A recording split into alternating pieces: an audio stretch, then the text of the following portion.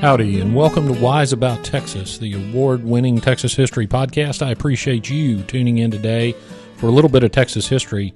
As I mentioned in the last episode, we're going to do a few short, quick episodes. I know that summer is a time where a lot of us Texans drive around to various, we visit family, we take our vacations, and being from Texas, of course, that usually involves loading up the car and driving. So I hope that part of your trip is going to include stopping at various Texas historical sites, and maybe even a few that you've heard about on Wise About Texas. But while you're in the car, I hope you will take these episodes with you and listen to them as you roll.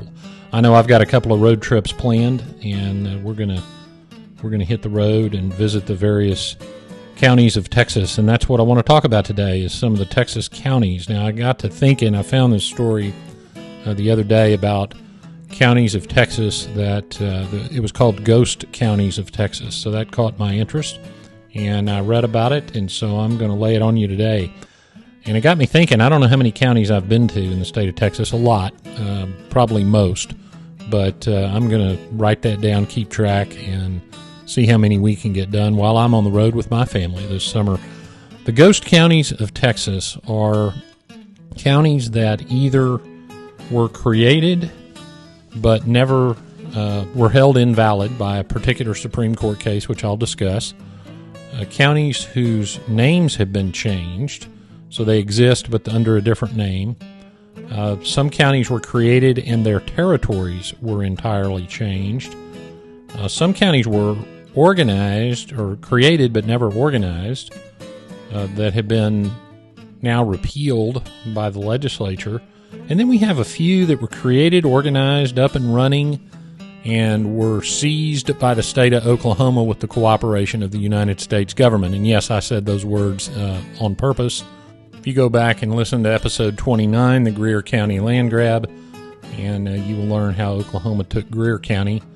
And I did stop short of declaring war on Oklahoma, but we will revisit that and see where we are at the end of this episode. All right, let's talk a little bit about some of these oddly defunct Texas counties. The first category I want to talk about is a category called judicial counties. Now, these are counties that were created by the Congress of the Republic of Texas in 1841 and 1842. So the Congress organizes these counties, but what they did not do was authorize a representative from the new counties to the state, and that became critical. But let me tell you what the counties were.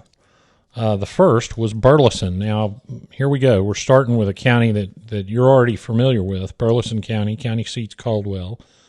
Well, the judicial county of Burleson was created in 1842, and it covered territory which is covered by the present county of Burleson. The second is Burnett County, and this would have been named after David Burnett, and it was located between the Trinity and Sabine in East Texas.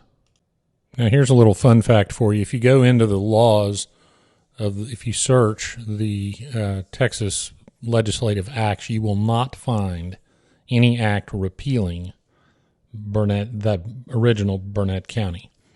So I will leave that to legal scholar listeners to decide what that means. Another judicial county was DeWitt, and it covers the same territory as present-day DeWitt, more or less. Another judicial county was named Guadalupe, and it covered also the territory that present-day Guadalupe covered. There was another judicial county called Hamilton County, and it comprised the eastern part of Montgomery County and part of present-day Houston County. Now, there is a Hamilton County today, but it is located in an entirely different place. An interesting judicial county was called La Baca, B-A-C-A. Now, if you go back and read writings from early Texas, you will see mentioned what is the La Vaca River. But the letter V in Spanish is often pronounced almost as a hard B, as in boy sound. And so you saw Lavaca written Lavaca a lot. Well, in the Republic days, they created a Lavaca County as a judicial county. And the present Lavaca County was legitimately created a few years after Lavaca County and covered the same territory. So they changed the spelling. Another judicial county was Madison County, which was carved out of Montgomery County. Now, it is close to, but not exactly the same as present-day Madison County. Present-day Madison County was created much later, about 11 years later, from land belonging to Grimes, Walker, and Leon counties. So it shifted a little bit. There was another judicial county called Menard, nowhere near present-day Menard County. The judicial Menard was created out of Liberty County. Another judicial county was Natchez, and it was created by taking part of Jasper and Jefferson counties. Another one was Panola, which covers about the same territory that present-day Panola County covers. Judicial county of Paschal was created, Paschal, out of Red River, Bowie, and Lamar counties. And there was a judicial county called Waco County. And the final judicial county was Ward County, which was near the coast and not anywhere near present-day Ward County. All right, well, what is the deal with these judicial counties? Well, they were, as I mentioned, created but not given representation in the legislature. So there was a case that made its way to the Supreme Court of the Republic of Texas, styled Stockton v. Montgomery. And in that case, the court held that because the Constitution required each county to have at least one representative, that these judicially created counties without representation were invalid. A couple of interesting things about that opinion. One, in the early part of the opinion, they talk about Ward County, which was the subject of the case, being organized as having gone through, quote, all prescribed ordeals, close quote, which meant the county had met the requirements for organization. But I find that all prescribed ordeals somewhat descriptive of government bureaucracy. So I thought that was funny.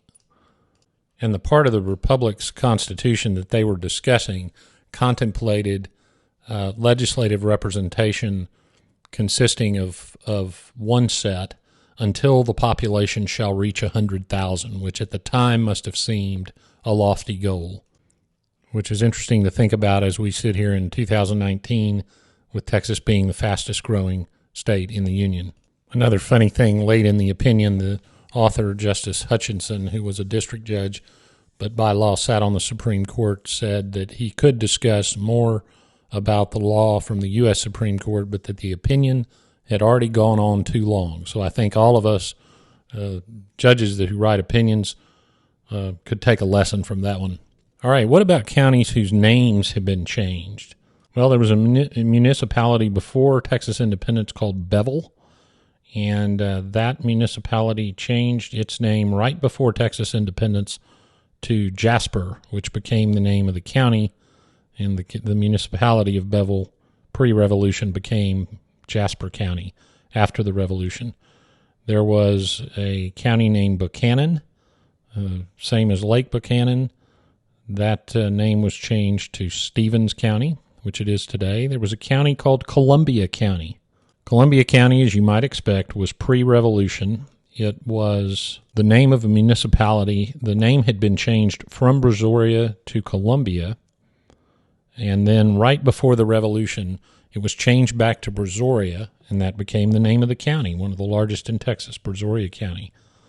There was a Cass County that was changed to Davis County, and then changed back to Cass County. And I think that might deserve its own podcast if I can find out what the story is there.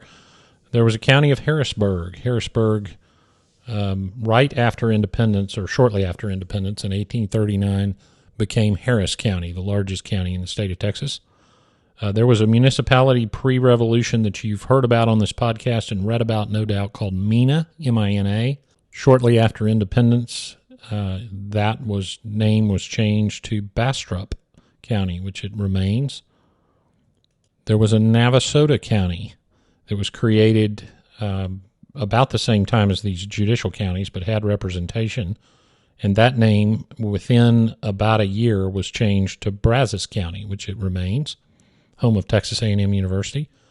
There was a Tenaha County in East Texas. It was a municipality right before the Revolution, and its name was changed to Shelby, which became the name of the county. There was also a pre-Revolution municipality named Viesca, which was changed right before the Revolution to Milam County, which it remains. Now, before the Revolution, there was a municipality of San Patricio, and we've talked about the Battle of San Patricio in a prior episode during the Revolution. But its boundaries, it became San Patricio County, but its boundaries were totally changed. They were defined in early Republic in 1838. They were redefined in 1846, but then they were changed in both 1887 and 1891, and so that the present San Patricio County does not include any of the former San Patricio County. Now, there were a few counties that were created and then dissolved. There was one called Buchel, B-U-C-H-E-L, or Buchel, which was created out of Brewster County. There was a Dawson County that was created with land from Kinney and Uvalde counties, and it actually wasn't dissolved. It was just taken over when the legislature changed Uvalde and Kinney County to scoop up all of the territory that had been carved out from Dawson County, for Dawson County.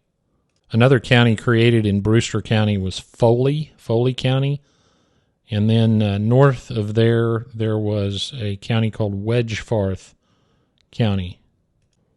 All of those counties ceased to exist not long after they were created. And then we have the issue with Oklahoma.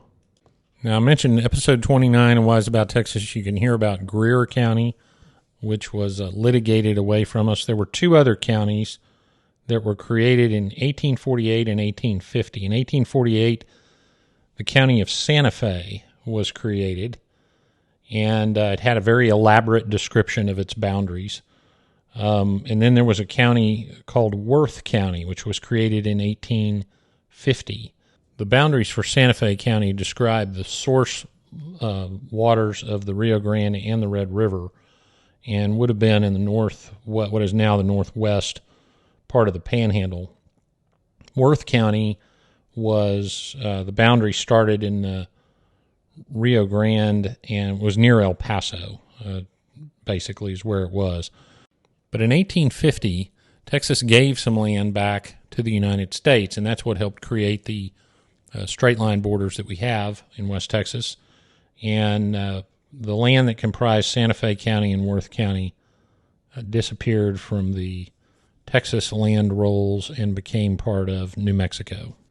Oh, and on the counties who changed their name, I missed one. Wilson County, present-day Wilson County, southeast of San Antonio, was named for a period of time Cibolo County. So sorry, folks, Wilson County listeners, I left that out. Well, at this point, we should come to the part of the episode called Getting There, but all I've done is talked about getting there to all these different counties, some that exist with a different name, and some that are lost to history. So as you drive around, take note of the counties that you're visiting, see how many you can get in this summer.